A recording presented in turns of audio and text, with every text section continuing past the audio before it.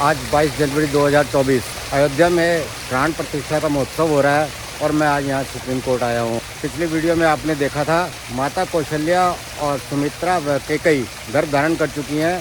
अब राम के दरबार में उनके ही दो पुत्र उन्हें ही बता रहे हैं, हे पिताजी आपकी डेट ऑफ बर्थ क्या है, और अपने चाचाओं की डेट ऑफ बर्थ बता रहे हैं, वो कब पैदा हुए थे। ये वाल्मीकि रामायण है, इसके बाल कांड के सर्ग 17 और 18 में वर्णन है कि श्री रामचंद्र और उनके भाई कब पैदा हुए थे, किस नक्षत्र में किस लगन में पैदा हुए थे। वाल्मीकि रामायण बाल खंड के सर्ग 18 के 10वें श्लोक में वर्णन है कि यज्ञ समाप्ति के पश्चात जब 6 ऋतुएं बीत गईं, तब 12वें मास में चैत्र के शुक्ल पक्ष की 9वीं तिथि को पुनर्वसु नक्षत्र एवं कर्क लग्न में कौशल्या देवी ने दिव्य लक्षणों से युक्त सर्वलोक वंदित जगदीश्वर श्री राम को जन्म दिया। उस समय सूर्य, मंगल, शनि, गुरु और शुक्र थे, 5 ग्रह अपने अपने उच्च स्थान में विद्यमान थे तथा लग्न में चंद्रमा के साथ बृहस्पति विद्यमान थे। यहाँ पर श्री राम के जन्म के समय कौन कौन से नक्षत्र किस किस स्थान पे थे उसका वर्णन है। भरत का जन्म होता है जो साक्षात भगवान विष्णु के चतुर्ंश से भी न्यून भाग से प्रकट हुए थे, श्री समस्त गुणों से संबंध थे। इसके बाद रानी सुमित्रा ने लक्ष्मण और शत्रुघ्न इन 2 पुत्रों को जन्म दिया। ये दोनों वीर साक्षात भगवान विष्णु के अर्धभाग से संपन्न तथा सब प्रकार से अस्त्रों की विद्या में कुशल थे। ये दोनों यानी राम के सौतेले भाई किस लगन में पैदा हुए थे। जब भरत पैदा होते हैं तो उस समय पुष्य नक्षत्र तथा मीन लग्न में उनका जन्म हुआ था। सुमित्रा के दोनों पुत्र आश्लेषा नक्षत्र और कर्क लग्न में उत्पन्न हुए थे।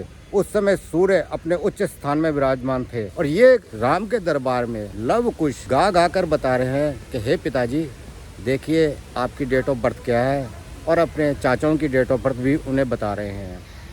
अभी जो मैंने नक्षत्रों की स्थिति आपको बताई उससे आप अंदाज़ा नहीं लगा सकते कि ये कौन सा वर्ष था, क्योंकि उस समय कोई कैलेंडर नहीं होता था। यदि आप एस्ट्रोनॉमी के अच्छे जानकार हैं तो ग्रहों की इन स्थितियों को पीछे की ओर ले जाकर आप जान सकते हैं कि ये स्थितियाँ कब थी, कौन सा नक्षत्र किस स्थिति में था।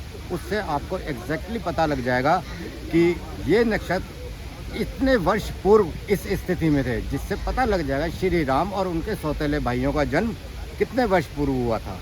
मारीच और ताटका के वध के लिए विश्वामित्र श्री राम और लक्ष्मण को ले जाना चाहते थे। उनका जन्म हो चुका है। बाल कांड के 17वें सर्ग में जो 4थे श्लोक के बाद ये वर्णन आता है कि ब्रह्मा जी कहते हैं, देवगण भगवान विष्णु सत्य प्रतीक वीर और हम सब लोगों के हितैषी हैं।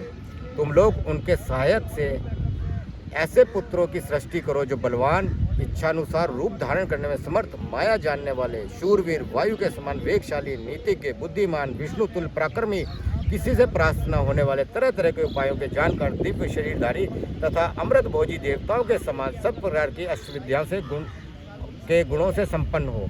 यहाँ पर ब्रह्मा सभी देवताओं को कह रहे हैं कि आप ऐसे पुत्र उत्पन्न करो जो भगवान राम की सहायता कर सकें। प्रधान अप्सराओं, गंधर्वों की स्त्रियों, यक्ष और नागों की कन्याओं, रीछों की स्त्रियों, विद्याधारियों, किन्नरियों और वानरों के गर्भ से वानर रूप में अपने तुल्य पराक्रमी पुत्र उत्पन्न करो। अब ब्रह्मा जी कहते हैं, मैंने पहले से ही यक्षराज जामवन की सृष्टि कर रखी है। एक बार मैं जमाई ले रहा था, उसी समय वैसा मेरे मुख से प्रकट हो गया।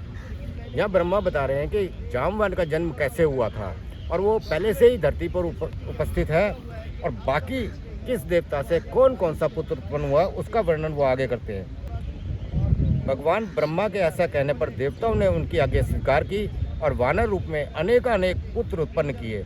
महात्मा, ऋषि, सिद्ध, विद्याधर, नाग और चारणों ने भी वन में विचरने वाले वानर, भालुओं के रूप में वीर पुत्रों को जन्म दिया। देवराज इंद्र ने वानर राज वाली को पुत्र रूप में उत्पन्न किया। यहाँ पर वाली देवराज इंद्र के पुत्र हैं। आपने देखा होगा देवराज इंद्र के पुत्र कृष्ण के समय में अर्जुन थे, वहाँ वह पराक्रमी थे, परंतु यहाँ वाली जो हैं देवराज इंद्र के पुत्र होने के बावजूद धरती पर आए थे श्री राम की सहायता करने के लिए, परंतु श्री राम के हाथों ही उनका वध हो गया था। तो वो किस प्रकार सहायता कर पाए, वो शायद इसी प्रकार सहायता कर पाए कि उनका वध हो गया और सुग्रीव उनके स्थान पर जब राज सिंहासन पर बैठते हैं तो राम की वो सहायता करते हैं। बृहस्पति ने तार नामक महाकाय वानर को उत्पन्न किया, जो समस्त वानर सरदारों में परम बुद्धिमानव श्रेष्ठ था। तेजस्वी वानर गंधमादन कुबेर का पुत्र था। विश्वकर्मा ने नल नामक महान वानर को जन्म दिया। अग्नि के समान तेजस्वी श्रीमान नील साक्षात अग्निदेव का ही पुत्र था। वह पराक्रमी वानर, तेज, यश और बल वीर में सबसे बढ़कर था। रूप वैभव से संपन्न सुंदर रूप वाले दोनों अश्विनी कुमारों ने स्वयं ही मैंद और द्विविद को जन्म दिया। वरुण ने सुषेण नामक वानर को उत्पन्न किया और महाबली पर्जन्य ने शरभ को जन्म दिया। अब यहाँ पर इसके बाद आता है हनुमान कैसे जन्म लेते हैं। हनुमान नाम वाले ऐश्वर्यशाली वानर वायु देवता के औरस पुत्र हैं। उनका शरीर वज्र के समान सुदृढ़ था। वे तेज चलने में गरुड़ के समान थे। सभी श्रेष्ठ वानरों में वे सबसे अधिक बुद्धिमान और बलवान थे। इस प्रकार कई हजार वानरों की उत्पत्ति हुई। वे सभी रावण का वध करने के लिए उद्यत रहते थे। उनके बल की कोई सीमा नहीं थी। वे वीर, पराक्रमी और इच्छानुसार रूप धारण करने वाले थे। यानी ये जो सारे वानर थे, ये क्योंकि देवताओं के पुत्र थे, तो ये इच्छानुसार, जैसे राक्षस अपना रूप बदल लेते हैं, इसी प्रकार ये वानर ये भी अपना रूप बदल लिया करते थे। गजराजों और पर्वतों के समान महाकाय तथा बलशाली थे। यानी इनका आकार और इनका बल बहुत अधिक था। रीछ, वानर तथा गोलांगुल जाति के वीर शीघ्र ही उत्पन्न हो गए। जिस देवता का जैसा रूप, वेश और पराक्रम था, उससे उसी के समान पृथक पृथक पुत्र उत्पन्न हुआ। लंगूरों में जो देवता उत्पन्न हुए वे देवावस्था की अपेक्षा भी कुछ अधिक पराक्रमी थे। कुछ वानर रीछ जाति की माताओं से तथा कुछ किन्नरियों से उत्पन्न हुए। देवता, महर्षि, गंधर्व, गरुड़, यशस्वी, यक्ष, नाग, किमपुरुष, सिद्ध, विद्याधर तथा सर्प जाति के बहुसंख्यक व्यक्तियों ने अत्यंत हर्ष में भरकर सहस्त्रों पुत्र उत्पन्न किए। इस प्रकार देवताओं ने अपने कई प्रकार के पुत्र उत्पन्न किए हैं। वे सभी नख, दांतों से भी शस्त्रों का काम लेते थे। उन सबको सब प्रकार के अस्त्र शस्त्रों का ज्ञान था। वे पर्वतों को भी हिला सकते थे और स्थिर भाव से खड़े हुए वृक्षों को भी तोड़ डालने की क्षमता रखते थे। यहाँ पर राम के सहयोग के लिए देवताओं ने अपने पुत्र उत्पन्न किए। उनके बल, पराक्रम का वर्णन किया जा रहा है। किसने किसको उत्पन्न किया उसका वर्णन किया जा रहा है।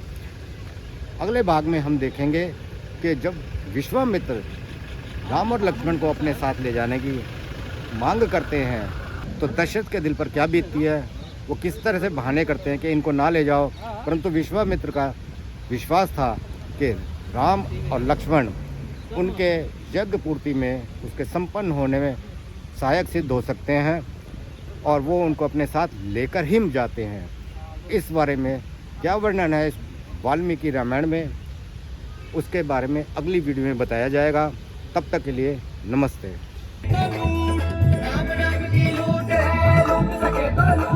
हर अंतकाल पछताएगा जब प्राण जाएंगे छूट।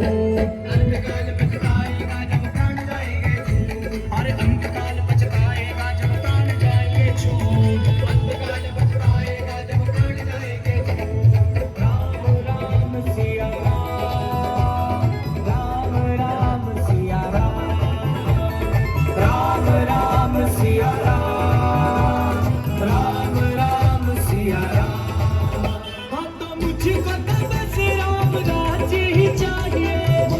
अयोध्या में प्राण प्रतिष्ठा के उपलक्ष्य में यहाँ भंडारा लगाया हुआ है। लोग कितने प्रसन्न, कितने